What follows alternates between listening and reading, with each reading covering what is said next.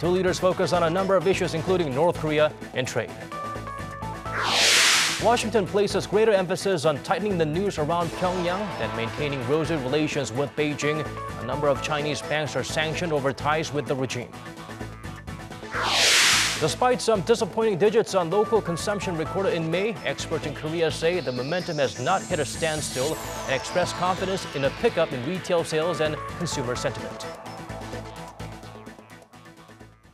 Hello and welcome to our special edition of Arirang News. During this hour's newscast, we will be bringing you live coverage of the historic summit between President Moon Jae-in and President Donald Trump. Let's get things started. The two presidents hit it off nicely in their first ever meeting over dinner at the White House. Now the main event is happening as we speak. Presidents Moon Jae-in and Donald Trump kicked off their first official bilateral summit on Friday morning Eastern Time. The one-on-one was held at the Oval Office, while the expanded summit is taking place at the Cabinet Room on the White House, with Korean delegates, including Korea's foreign minister, the ambassador to the United States, and chief presidential aides in attendance. The joint press briefing will take place soon at the Rose Garden, where the two presidents will read separate statements on their evaluation of the meeting. Before we go on, let's go straight to the scene where the two leaders held a presser ahead of going into the official event, the summit between President Moon Jae-in and President Donald Trump. I want to thank the President, South Korea, President Moon, for being here.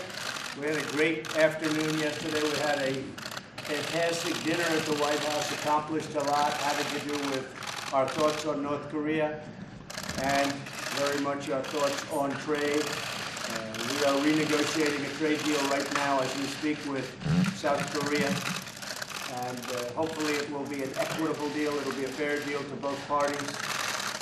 It's been a rough deal for the United States, but I think that it will be much different and it will be good for both parties. So we're in the process of doing that. We're also in the process of discussing our, frankly, many options, and we have many options with respect to North Korea. Thank you very much. Thank you, sir. Thank you.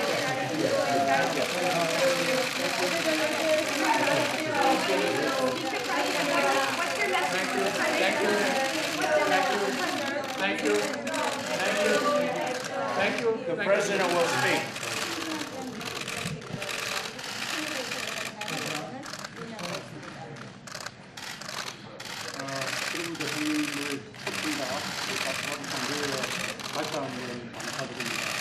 I would like to thank President Trump once again for inviting me to the White House and for his warm welcome.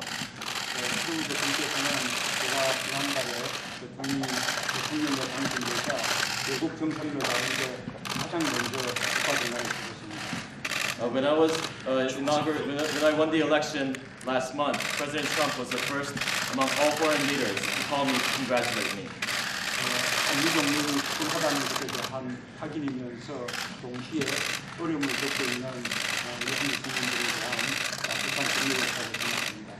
I believe that was to reconfirm the strength of the Korea-US alliance and also President Trump's warm message to the Korean people who had been suffering through political turmoil.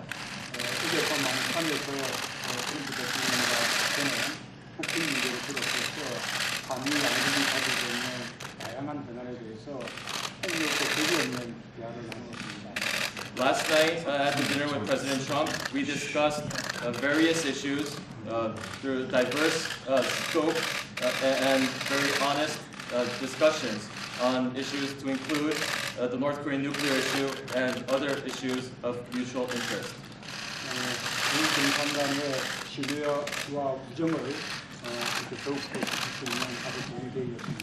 It was a great opportunity for us to further the trust and friendship between me and President Trump.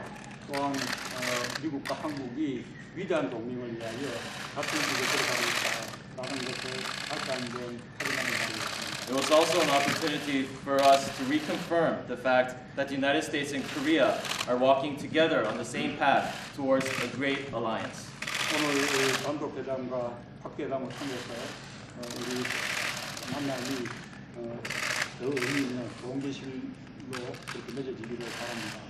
So I hope that through this summit meeting today, I hope that our relationship can further develop into a more meaningful and fruitful relationship.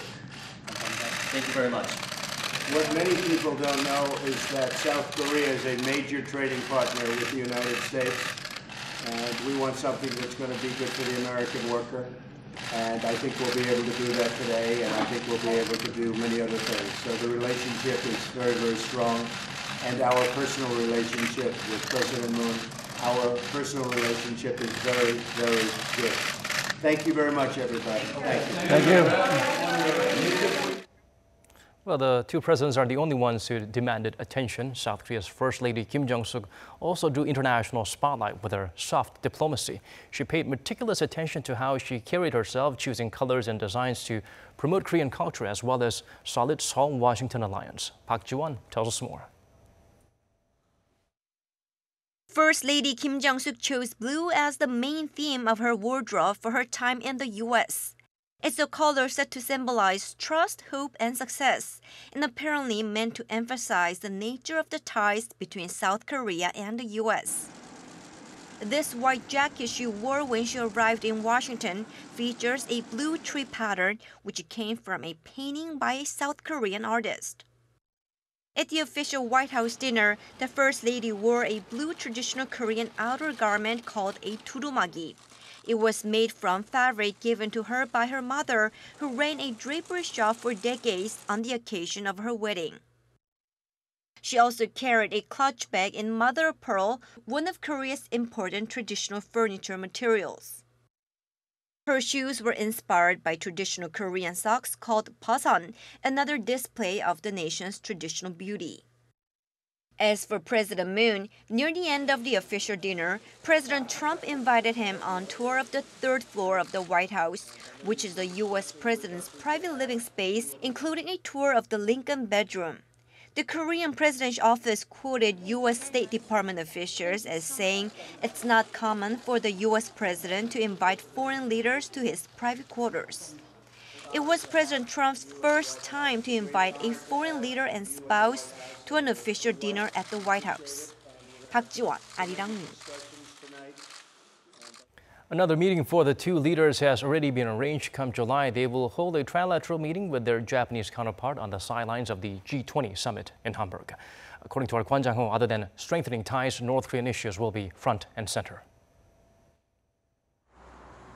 It's been confirmed that South Korea, the US and Japan will hold a trilateral meeting on the sidelines of next week's G20 summit in Germany. Both Cheongwade and the White House confirmed on Thursday that President Trump has invited Moon Jae-in and Shinzo Abe for a working dinner on July 6th. It'll be the first trilateral meeting since both Moon and Trump took office this year. While several issues will be on the table, North Korea is expected to dominate the proceedings as the three leaders discuss how best to cooperate and tackle the regime's nuclear threat. President Moon will be arriving in Germany a day earlier to meet with the German Chancellor Angela Merkel in Berlin. Again, North Korea will be high on the agenda, with Moon not only looking to garner support to deal with the North Korea nuclear issue, but also looking for understanding as South Korea continues its drive to re-engage with the regime. The Blue House is also said to be working to arrange other bilateral talks with China and Japan during Moon's time in Germany. Meanwhile, the first face-to-face meeting between Donald Trump and Russian President Vladimir Putin has also been confirmed for Hamburg as well. With several thorny issues in the air, such as Russia's meddling in the 2016 elections, Russia's occupation of Crimea, and the conflict in Syria, many will be closely watching how Trump handles the proceedings and how far he pushes Putin on those issues. The president's national security advisor, H.R. McMaster, has said that so far there is no specific agenda to the talks and that it'll be whatever the president wants to talk about. Kwon Jang-ho, Arirang News.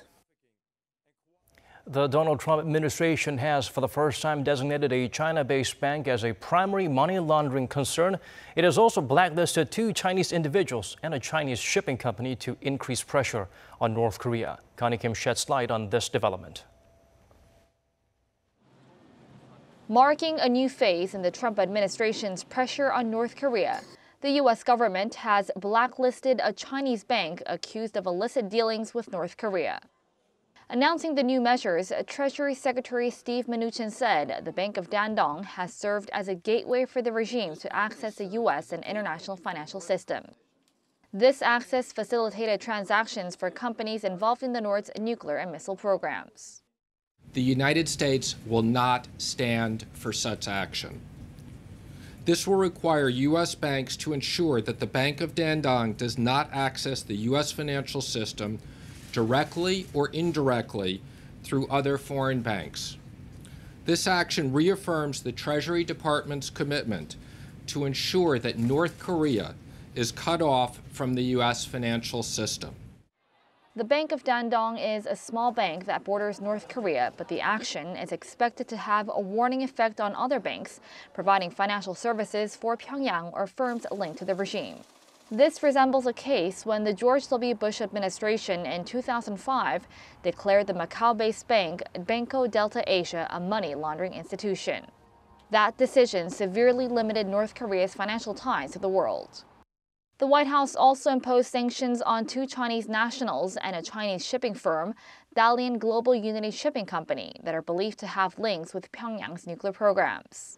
The measures come as senior U.S. officials have accused Beijing of falling short of what it could bring to bear on North Korea in terms of pressure. Mnuchin made clear the measures are not targeted at China, but stressed Washington will meet with Beijing at next week's G20 summit in Germany to further discuss ways to clamp down on North Korea's illicit activities. The South Korean government, seen to have a more dovish approach to North Korea than the U.S., says Washington's actions will contribute to North Korea's denuclearization as it blocks the regime's nuclear and missile development activities. Connie Kim, Arirang News. Data for the month of May show overall production dipped in the nation, mainly dragged down by the services sector and lower consumption. But the government is confident the local economy is on the path to recovery. Kim Jin explains why the disappointing digits may only be a seasonal trend. Output across all industries dropped 0.3% in May from the previous month, the second straight month in decline. Statistics Korea says production in the manufacturing sector edged up by 0.2% all month due to increased output of semiconductors and electronic components. But output in the services sector dropped by 0.3%, the first time in 7 months it edged down. Leading chip makers, including manufacturers in Korea, started incorporating highly advanced technologies in April, such as the microfabrication technology for transistors. But unlike expectations, semiconductor production did not improve. So there was a dip in April, but output was normalized in May. Consumption also waned as retail sales dropped by nearly 1% from the previous month, the steepest decline since January despite the holiday at the start of May. Statistics Korea says people briefly postponed their holiday spending in May, staying indoors due to high levels of fine dust, referring to high consumer sentiment in recent weeks. The government also says the recovery momentum has not hit a standstill and it'll pick up in the latter half of this year. The discouraging figures is seen as temporary after output in the retail sector has hit a record high in April with releases of premium smartphones. Kim Ji-yeon, Arirang News. And for a thorough breakdown of President Moon's historic first foreign summit, we have Professor Choi Gang, the Vice President of Research at the Asan Institute for Policy Studies, a regular contributor to Arirang News and other current affairs programs. Professor, thank you so much for swooping in at last minute to save us at this hour. Okay, good to be here. Well, first of all, let's start with the timing of the event. Some would say perhaps it was rushed, perhaps this wasn't the ideal time. Do you believe that things could have been different? I don't think so, because actually it was driven by situation. Actually, we have had a very deteriorating situation on the Korean Peninsula, actually centered on the North Korean nuclear program and missile test. And also, that's one reason. Second reason, because of impeachment process, actually there is no strong leadership in Korea. So United States has concern what kinds of administration it is and what kinds of policy it is going to pursue into the future. There are concerns and also some worries on the part of the United States. For that, I think it is necessary for South Korean government to have early summit as soon as possible. I think maybe it's a good time. The movable object versus the irresistible force. That's how most would put a conservative leader and a liberal one coming together for diplomatic efforts. Looking back at the past, a liberal Korean leader and a conservative one from the States clashing, how would you think this meeting would be different from the previous encounters? It is not necessary for us to compare this summit with the previous summits between the conservative leader or the liberal leader, actually. So substantive issues all remain same. North Korea, ROK-US alliance, and regional security issues. So I think that maybe they will be discussing the same issues again, but with different tones. But as I said before, it is very critical for South Korean government to have this meeting as soon as possible to clarify its position on several issues, such as THAAD issue or the North Korean nuclear issue. Those are the two most important issues, and also the other issues could be there, but for example, the wartime operational control issue. There is lots of suspicions and anxiety about all those issues, so it's very necessary for South Korean leader, whoever is a liberal or conservative, they need to clarify their position on all of these issues as soon as possible. Right, more than half the process is being there for some FaceTime. So, Professor, we could not emphasize the adverse difference in terms of style and character between the two leaders. How will this work for, if not against, having a productive session between the two? So far, it has been relatively good, and also there has been no unpredictable kinds of predictably unpredictable. Exactly. So predictably unpredictable thing has not happened actually. President Trump treated President Moon Jae-in so well, and also there is no. Of course, he actually before it started summit, he mentioned about the FTA, the top. That was a kind of unexpected statement, but anyhow, it was partially expected. So. But we have been trying to eliminate some obstacles before the summit, especially I think there's President Moon Jae-in, his kind of semi-press interview in the airplane and to clarify his position on THAAD and also North Korean nuclear issues. So I think that we are relatively in good process to achieve some tangible outcome out of this summit. Right, it seems like we're not... And also, but at the chemistry, of course, there are some kinds of words like, someone who has background is a legal process, the other one is a businessman, whether they can go along with that. Once they occupy that post, I think they have to accommodate themselves to that post. And so they can go along with well because of the substantive issues that drive them to much closer position. Right, opposites do attract in so. most instances. Yes. And it seems like they have a focal point on separate agendas, and that might be a more constructive element when it comes to paying attention and using both ears when the other party is listening or talking. Yes, exactly. He seems to be very focused and has a desire to renegotiate the free trade agreement between Seoul and Washington, President Trump. How would the business delegation that's traveling with President Moon Jae-in be able to help out in this process? Partially, because actually, President Trump has already stated actually it's not actually whether he's going to have renegotiation of FTA. He's just said new trade deal. It's unclear what he actually meant by using the word deal. Whether he was a new negotiation. It's his favorite word. Yeah. So actually, each one can interpret that word in its own favor. So maybe partial renegotiation on some factor, like for example, automobile part or the overseas data processing kinds of things, or service sector. But even though President has a power to argue for renegotiation of FTA, but actually he needs to have a confirmation of Congress. So it is not easy process to renegotiate.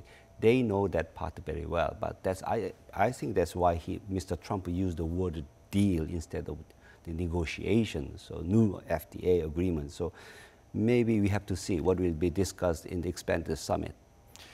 It's possible that it's being driven by this urgency of having to put something out for the people to see that I've accomplished this, and that he needs more bragging rights, it seems, for President Donald Trump? I think so, because actually President Trump needs to deliver some tangible goods to the American people. Like the most, I think there's a concern he has is like job. But actually, I think there's the economy delegation, businessmen actually have already presented the kinds of housekeeping package to create more jobs in the United States. So maybe that's what he wants from out of this game, but it is still premature to say what kinds of outcome we will be having in this summit. But actually, we will be discussing this issue in the later phase, but actually both leaders will agree we need to have a fair trade relations and mutually beneficial business opportunity for both parties. That kind of principle will be possibly agreeable between the two leaders. So I hope that right. It seems like building a solid friendship is crucial because Donald Trump is someone who wants to drain the swamp. He's someone who wants to go across the grain and certainly not a traditional diplomat or a bureaucrat or a politician. So how would you advise President Moon approach Trump when it comes to not skipping the tough questions and advocating for something that the Korean people want to push for, regardless of the Americans' agreement or disagreement towards it? I don't know what kinds of advice I can give to President Moon, but anyhow, I think that he must be very clear on his position, not just shy away from difficult questions. So maybe they can have same dilemma. For example, I think that job creation is a common thing both leaders. Like President Moon wants to create more jobs, as well as Donald Trump.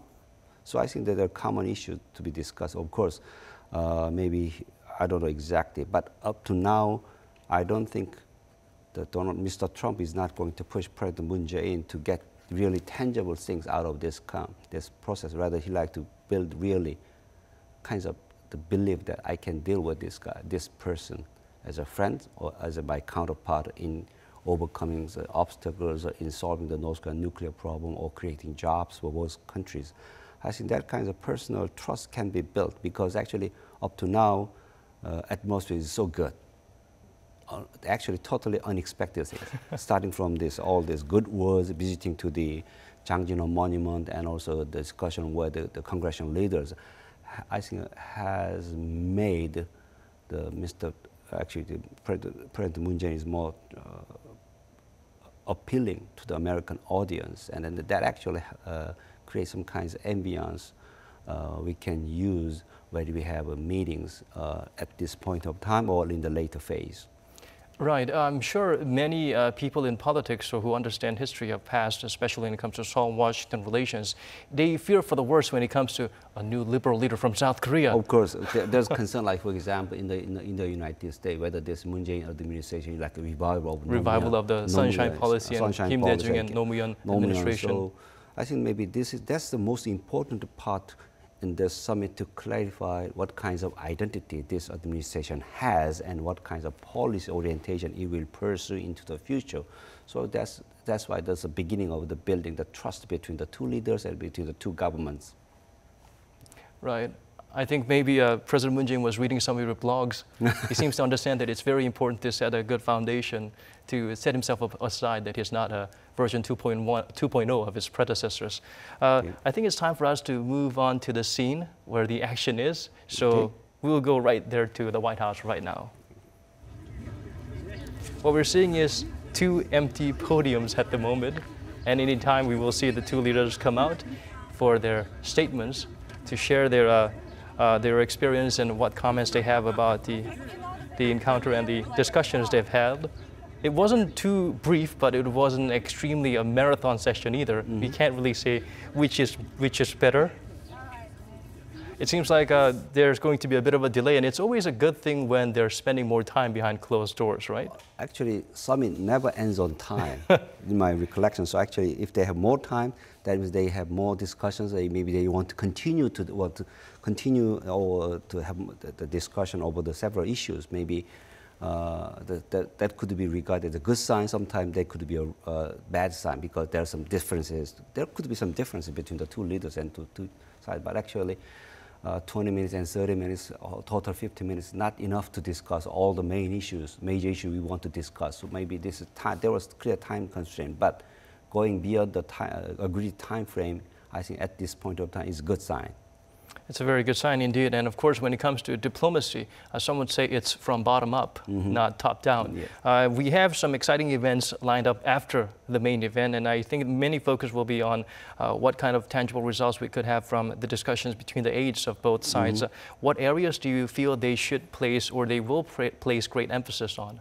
I think there is two and maybe three parts. One is actually they will underscore the foundation of alliance. So what we call we go together into the future. That's actually the great alliance, maybe next stage of the alliance. That's one. Second part, we are on the same page in dealing with North Korea. There's no daylight between the U.S. and ROK in coping with the North Korean challenge. Maybe third part is maybe the most difficult part. That's maybe the one reason why we have a delayed the summit, delayed the press briefing, because actually there could be some difference between on this, whether we are going to renegotiate FTA or partial amendment of FTA. So maybe those are the three parts. But in this, my hunch is like they are not going to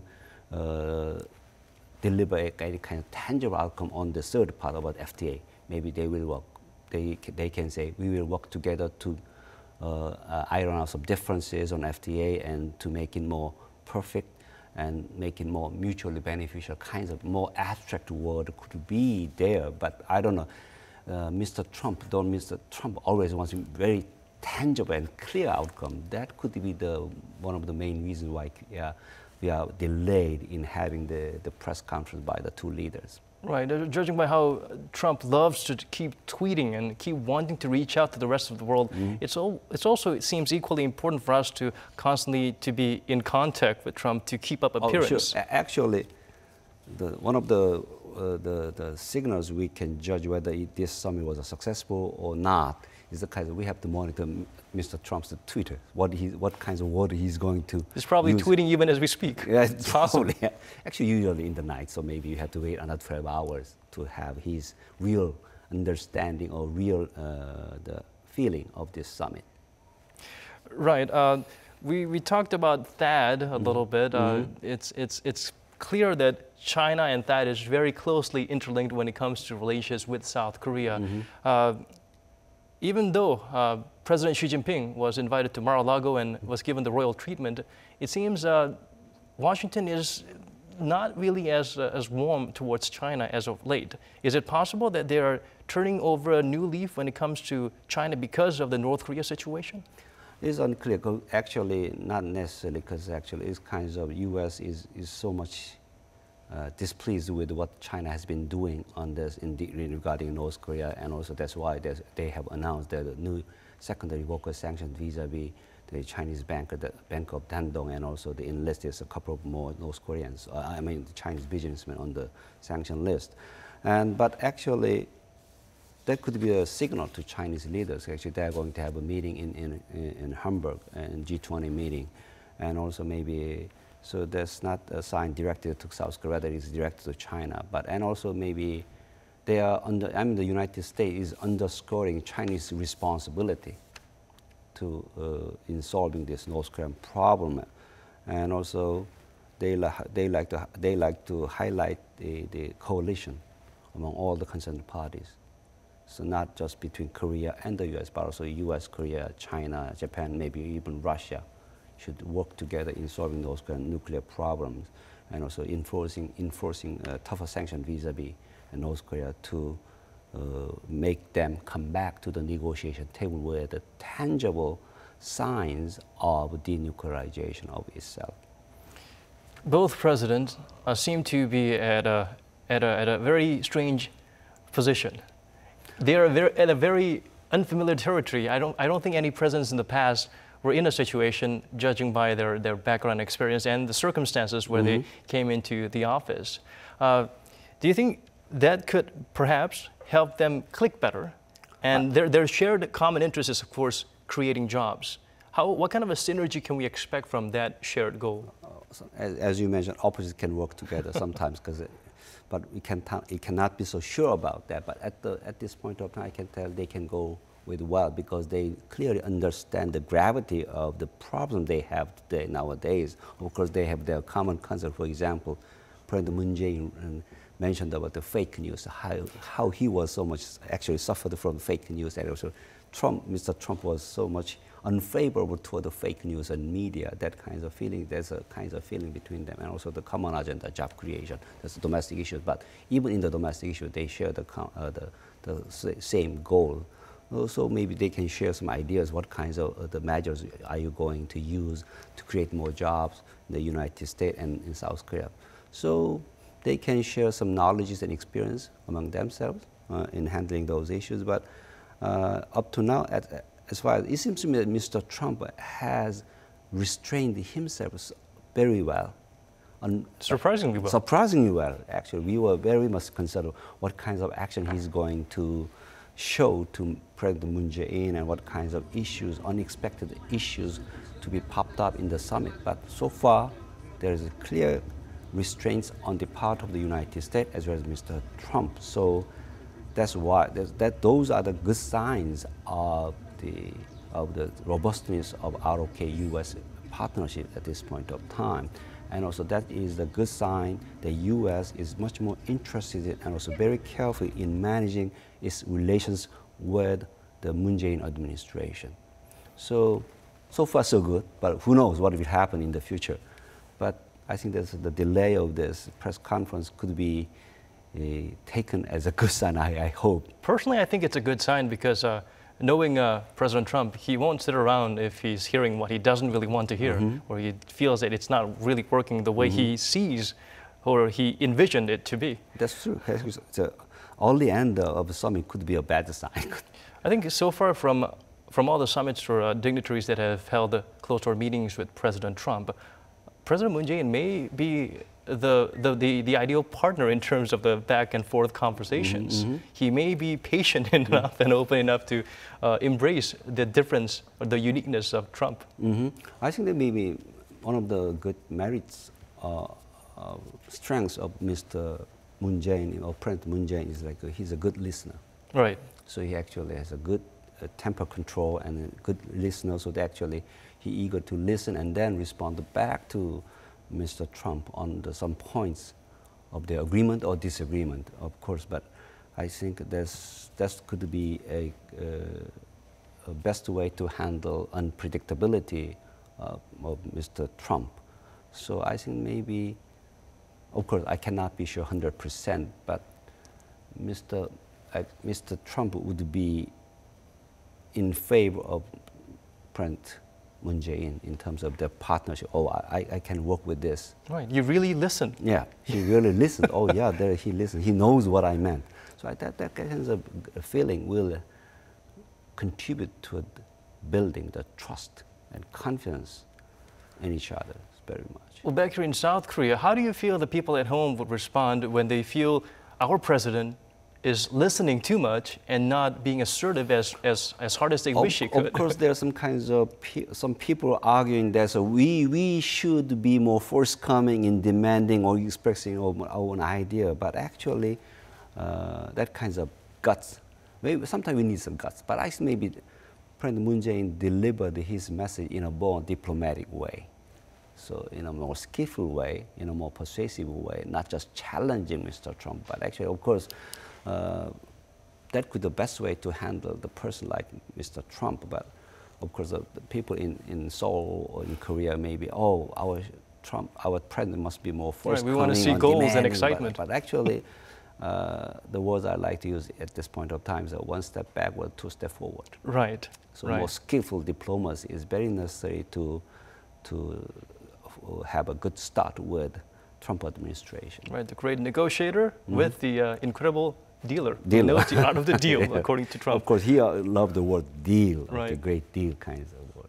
That's why we have the Seoul-Washington trade deal. Oh, yeah. Maybe we should call it the FTD instead of the FDA from here on. Okay. We also have a very exciting meeting lined up, and another element to the equation in the G20 coming up in Hamburg is Japan. How would that dynamic work out after Presidents Moon and Trump have worked out their rapport here in their meeting? I think that having Trilateral Summit in Hamburg is very meaningful, actually. The flexibility, actually, that's a sign of flexibility of Moon Jae-in administration compared to previous administration.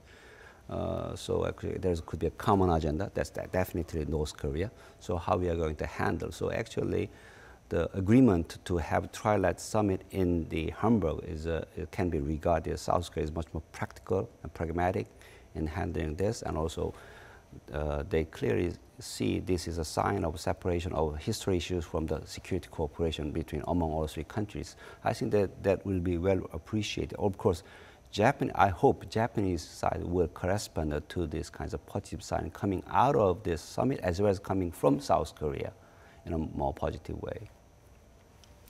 Right. I think we are slowly counting down to the moment when we'll finally see the two leaders show up and face the press and the rest of the world to share their views and their opinions and how they felt about the very productive meeting they've had. But before we go to that, it seems like we still have some time. So perhaps we might want to discuss a little bit about Mr. Donald Trump and how he has this eagerness to have that one big accomplishment. Would that work to our favor or to our disadvantage when it comes to dealing with the very dangerous regime up north? At the moment, I think it is, because actually even before summit, actually, President Moon Jae-in has clarified his position on North Korea, tougher stance on North Korea unless North Korea shows a clear sign of denuclearization. So I think that's a good sign, and also maybe they can go along with in handling North Korea. There's no daylight between United States and South Korea in handling North Korea. Only the issue we have some concerns like FTA, as you discussed, and also about the third issue was discussed between President Moon Jae-in and the congressional leaders. And in that discussion, the suspicion was cleaned partially and not completely. Of course, there's some more actually better understanding on the part of U.S. congressional leaders on South Korea. Actually, Moon Jae-in administration position on that. That's a good sign. But anyhow, I think there's still actually. Before coming to D.C., President Moon Jae-in clearly said, I will go to Washington to build the trust and strengthen our ROK-US alliance, not discussing more specific issues. I think that was a good start and good strategy. So I think maybe at this point of time, still unclear, but anyhow, it's relatively successful summit in that terms. Of course, you can ask, what are the signs of trust? Maybe trust can be tested in the later phase when we go into details of the agreement they made in the summit, what kinds of deals or what kinds of content they will be implementing into the future. For example, maybe the most important issue going to be a FTA or issue. Because Mr. Trump wants a more tangible outcome. That's why he raised this issue while President Moon Jae-in was in the air. So So actually, at the last moment, actually, the President Trump raised the FTA, and I was there. I think that was informed to South Korean government as well. So I think this most critical issue is going from Mr. Trump's point of view, alliance, the nuclear issue that are all okay. But what about the tangible outcome? It's a job creation kinds of things. So that could be the critical judgment and critical achievement Mr. Trump wants to have this summit. Right. I think we have some developments at the scene at the White House. Hopefully we'll have someone more substantial other than the other suits that's walking around setting up the arrangements for the event. I think people are very excited right now to see the two leaders finally out there in public, not wearing matching ties this time, unfortunately, but perhaps that was designed. So it's a very friendly atmosphere out there, very sunny. The weather is very favorable, and that is always important. Yes. So actually, they had about how long they have for the summit? Like about more than 50 minutes. I think definitely it's been more than 50 minutes. Actually, it was scheduled originally about 30 minutes. Expanded summit, but actually lasted more than 50 minutes, so that means there's some substantive discussion on the issue. Substantial discussions going on over there. Do you think that they will quickly hammer out the next schedule in terms of they already have the next meeting planned for July, and perhaps Trump might be invited back to South Korea? I don't think so. Actually, they are my hunch at this point, they are actually working on some words in their joint statement. Inking out the details at the moment. Details, actually, what kinds of words. Whether we want to have the word deal or agreements, or is there daylight, or what kinds of words. Maybe because it usually takes some time to work on in choosing the right word in the right place to eliminate or reduce the misunderstanding of outcome of this summit. So maybe both sides actually, the working level officials are working very hard to meet actually demands coming from the media and all from Washington as well as in Seoul. So. Right, it's always about how it's said, Yeah. not what you say. So other than the content, the way it's delivered is very important. So it would be very wise and interesting to see the two leaders sitting down like school children, working out on the little words and the details and the dotting the I's and crossing Of course, the T's. actually, you usually have the pre-written script or pre-written joint statement. Actually, based upon the discussion they had, they actually edit or revise. Upgrade. Maybe upgrade is a good word. I like that word, upgrade, the good words like that. And also maybe they agree on something else they have to add to the pre-written joint statement. So maybe that's why that's a press conference has been delayed so far. So still. Right, judging by how long they're taking, perhaps they need fresh sheets of paper or... fresh sheet paper and also translation is another Translation, issue. definitely. Yes. The interpreters sounded a little bit nervous, in my opinion. Of course, sometimes very nervous, but this is the first summit. They are not so familiar with the other parts of words and kinds of expression, so that's why the interpreters are always nervous. But once they get used to this kind of summit, they will It's be like good. riding a bike. Yes, Once they start and they get the momentum going. I see this manuscript on the table, so with the podium. Any moment now. Yeah. Well, this is taking a lot longer than we anticipated. Yeah, exactly. It must be quite a test of patience for those who are tuning in at the moment. But please bear with us because this is actually a sign of positive development. I hope so, positive development. We're not hearing anything being thrown out the window, so this is definitely a constructive conversation that's going on. Because the atmosphere before summit was really good. There's lots of concerns and anxieties coming from Washington, D.C. Right. So I think the atmosphere before summit actually helped me believe in this relatively successful outcome of the summit. Right. We're seeing the big names, the foreign minister, Kang Kyung-hwa, and of course the vice president as well, stepping out. So we will see the two stars stepping into the spotlight, stepping up to the podium to deliver us what we have been anxiously waiting for, counting the minutes so far. So maybe the course FTA is going to be the most important outcome. So maybe those words they're going to use in the joint statement is very critical. Minor adjustments, minor upgrade or to maybe each other's advantage. I don't want to see the word renegotiation. That is very bad for both sides. But certainly he did not mention about scrapping the FTA as of late, so we should take that into some positive light.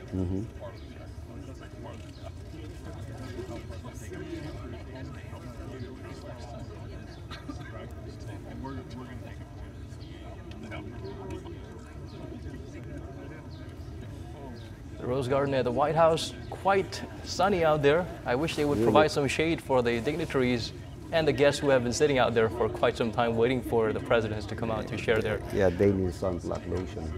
Definitely, I'm sure they are prepared with that. The weather is good, so I hope that's a good sign. It's definitely a good sign.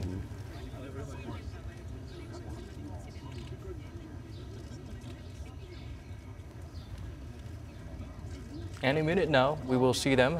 All the major players on both sides seemed to be. It seems like they have found their seats. They're just working out the minor details, probably the wirings and mics and all the technical details to be worked out to make sure nothing embarrassing happens when they take to the podium. Actually, I saw Ambassador An Ho-young. Right. He seems so happy.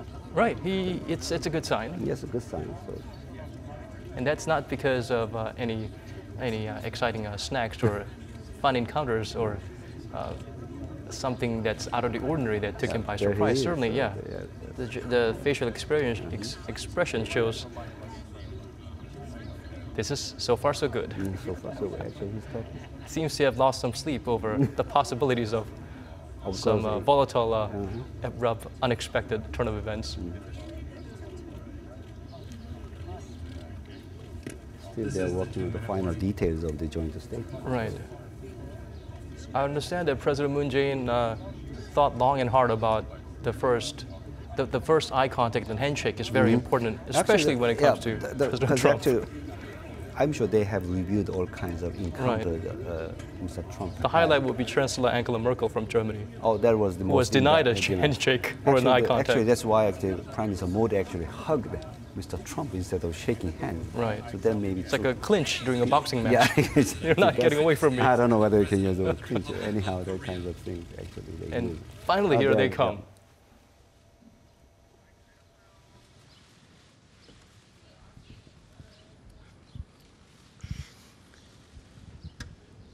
Thank you very much. Melania and I are honored to welcome President Moon of South Korea and his lovely wife, Madam Kim, to the White House. Mr. President, let me be the first to congratulate you on your election, tremendous election victory, and also the people of South Korea for providing such an incredible example of democracy for the world to see. It was very exciting, I must say, and congratulations. This morning, President Moon and Vice President Pence laid a wreath at the Korean War Veterans Memorial to commemorate the 67th anniversary of the Korean War. It's a beautiful ceremony. We will never forget that Americans and Koreans bravely fought and died together for a free Korea. To the Korean and American veterans of that war, great people, we are eternally grateful for your service and for your sacrifice. More than 6 decades after our partnership was forged in the fires of war, the alliance between the United States and South Korea is a cornerstone of peace and security in a very, very dangerous part of the world. The link between our countries, cemented in battle, is now also tied together by culture, commerce, and common values. Together we are facing the threat of the reckless and brutal regime in North Korea. The nuclear and ballistic missile programs of that regime require a determined response. The North Korean dictatorship has no regard for the safety and security of its people or its neighbors, and has no respect for human life, and that's been proven over and over again. Millions of North Korea's own citizens have suffered and starved to death, and the entire world just witnessed what the regime did to our wonderful Otto Warmbier. I thank President Moon for expressing his condolences on the travesty of Otto's death. Our thoughts and our prayers remain with his wonderful family. The era of strategic patience with the North Korean regime has failed. Many years, and it's failed. And frankly, that patience is over. We are working closely with South Korea and Japan, as well as partners around the world, on a range of diplomatic, security, and economic measures to protect our allies and our own citizens from this menace known as North Korea. The United States calls on other regional powers and all responsible nations to join us in implementing sanctions and demanding that the North Korean regime choose a better path and do it quickly, and a different future for its long-suffering people. Our goal is peace, stability, and prosperity for the region. But the United States will defend itself, always will defend itself, always. And we will always defend our allies. As part of that commitment, we are working together to ensure fair burden sharing in support of the United States military presence in South Korea. Burden sharing is a very important factor, a factor that's becoming more and more prevalent, certainly in this administration. We're also working to create a fair and reciprocal economic relationship. From when the U.S.-Korea trade deal was signed in 2011 to 2016, you know who signed it, you know who wanted it. Our trade deficit with South Korea has increased by more than $11 billion. Not exactly a great deal. I was gratified to learn about the new investments South Korean companies are making in the United States. This month, Schneider is sending its first shipment of American liquefied natural gas to South Korea in a deal worth more than $25 billion. It's great. We will do more to remove barriers to reciprocal trade and market access. We talked last night and today about some tough trade issues like autos and steel. And I'm encouraged by President Moon's assurances that he will work to create a level playing field so that American workers and businesses, and especially automakers, can have a fair shake at dealing with South Korea. South Korean companies sell cars in America. American companies should have that same exact privilege on a reciprocal basis, and I'm sure we'll be able to work that out. In addition, I have called on South Korea to stop enabling the export of dumped steel. These would be important steps forward in our trading relationship, very important steps. They have to be made. Not fair to the American worker if they're not, and they will be. Our teams are going to get to work on these issues, and they're going to sign a deal that's great for South Korea and great for the United States. Mr. President, I'm thrilled that you are here today and deeply honored that you choose to go to the United States as your first foreign trip as president. I greatly enjoyed our dinner last night and the many productive discussions that we've already started having today. I look forward to working with you for many years to come to strengthen our alliance, protect our citizens from common threats, and deepen the enduring bonds of friendship between Americans and the great people of South Korea. Thank you very much, President Moon. Thank you.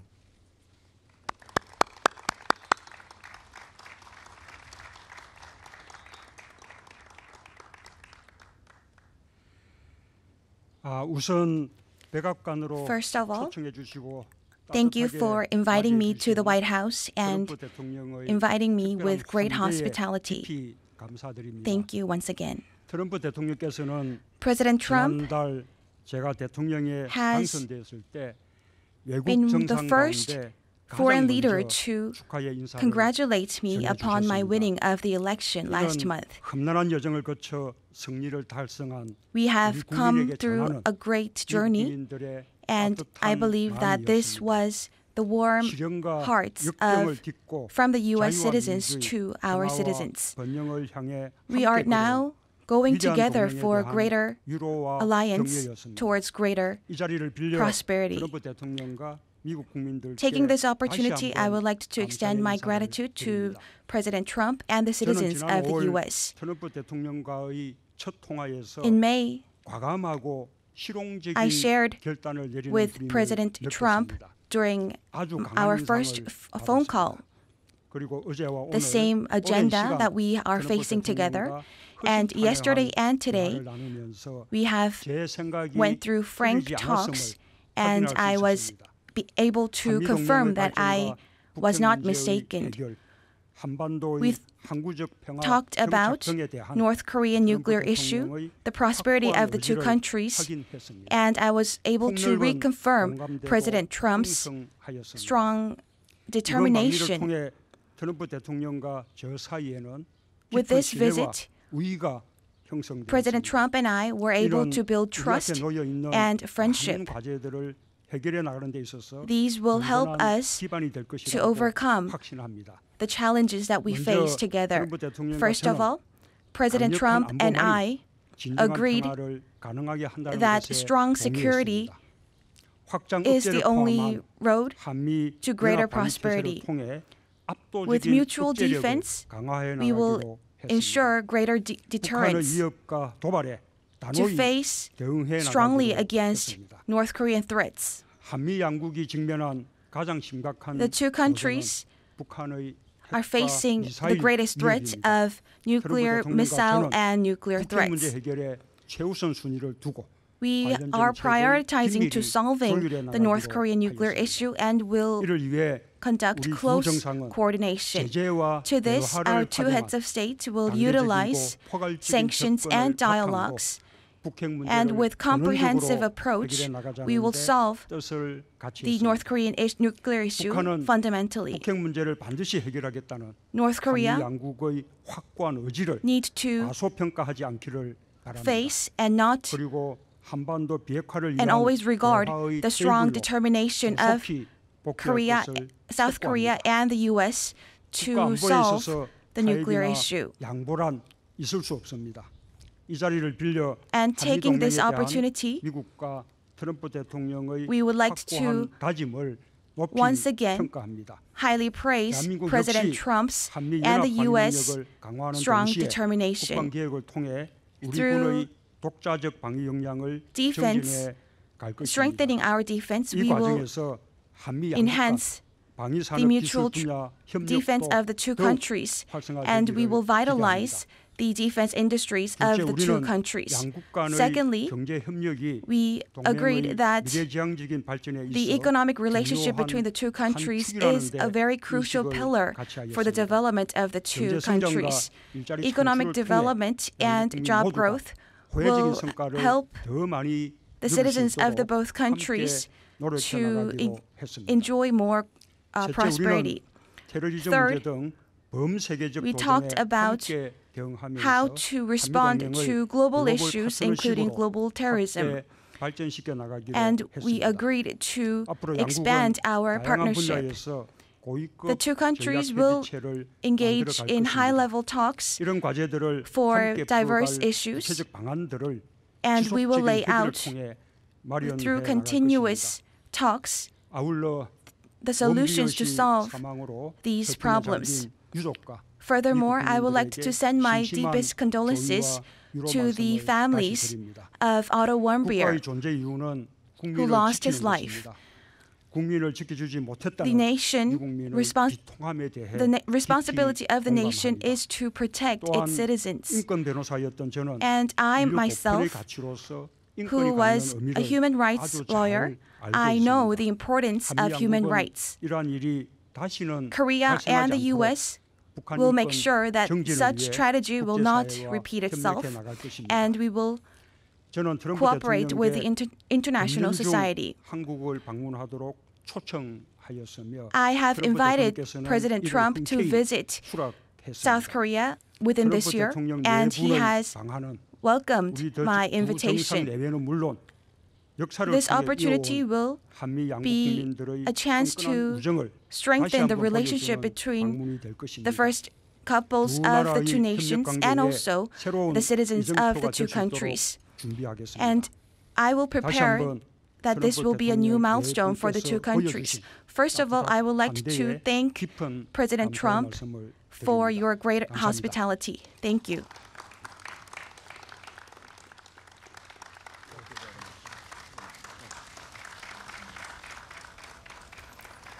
Thank you, everybody. Well, there you have it, the two leaders. They are strong overlapping parts, but it seems like President Trump's focus was on the trade deal, and of course trade deficits, and what he feels was things that put U.S. at a rather disadvantageous point. And President Moon Jae-in focused more on the future. Yes, future and security. Right. North Korea. Actually, it seems to me that it's good to hear focus. Actually, Mr. Trump just focused on automobile industry and steel. Actually, that means maybe we are not going to renegotiation. Maybe partial revisit of some area where we have some problem, where the U.S. has some kind of complaint for that exactly. Still, and also automobile was one of the issues. So actually, they are confining themselves to those two specific areas. I don't know whether Mr. Trump has chosen those two areas as a kind of example, or those are the two areas that he actually wants to see kinds of a revision, upgrade kinds of things. The other issue, like burden sharing, I was not expecting to hear burden sharing issue at this point of time. Actually, he raised about burden sharing. So he's focused much more on this fairness and division of labor between the two countries. But not hearing the renegotiation of FTA is a good sign. But right. The second point I'd like to share with you, actually, President Moon Jae-in says sanctions and dialogue.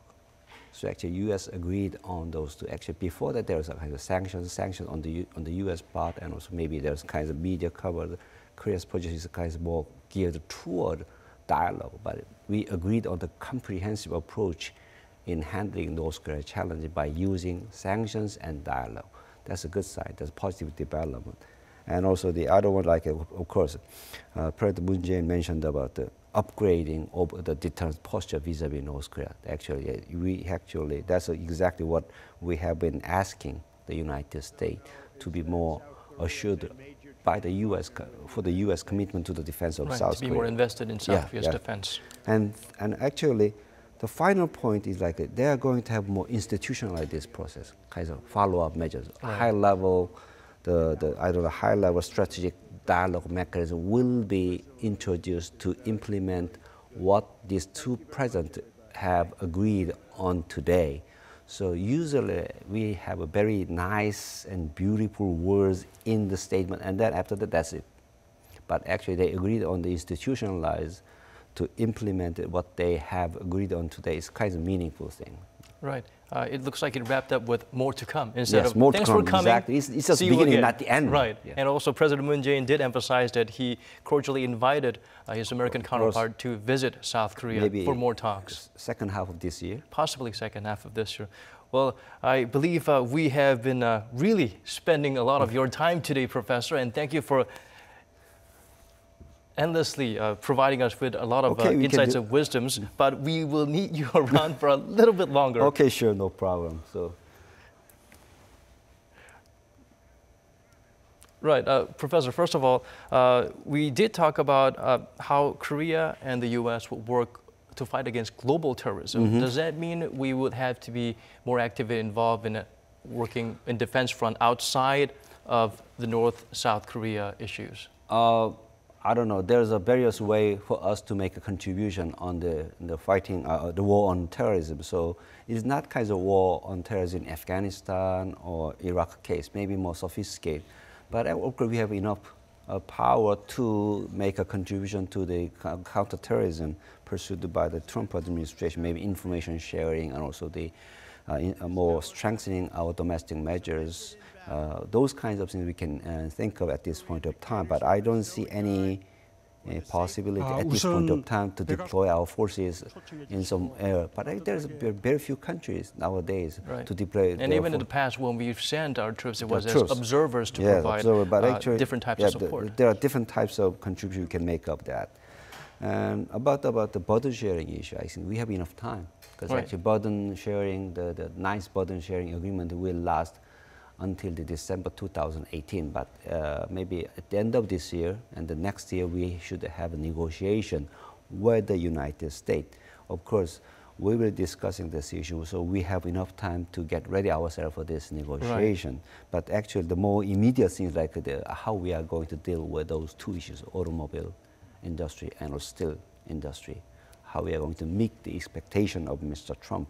Maybe he will call President Moon Jae-in and what's going on the automobile. Actually, if you look at what Mr. Trump did to President Xi Jinping, about a week later, he called Mr. Xi Jinping and what are you doing on the sanctioning the North Korea kinds of things. So actually, we have lots of homework to do on this side. Right. Well, it seemed like it did not end with pleasantries, but rather they were being very real and very specific about the details they need to hash out in the near future. Well, thank you so much for coming in at this very difficult time of the day. I know you're jet lagged from all your traveling outside of Korea as well. Professor Choi-kang, thank you so much for your insights today. It's been my pleasure. Thank you. Well, there you have it. This is the end of our special edition of the coverage of the summit between Presidents Moon Jae-in and Donald Trump. Certainly, they have had a lot of discussions. These are two that have that make headlines by being themselves. The leaders, they have certainly different styles, but they certainly have similarities, and they had overlapping visions during their talks. We anticipate more discussions, more constructive developments from here on. This has been Daniel Che. Thank you for watching.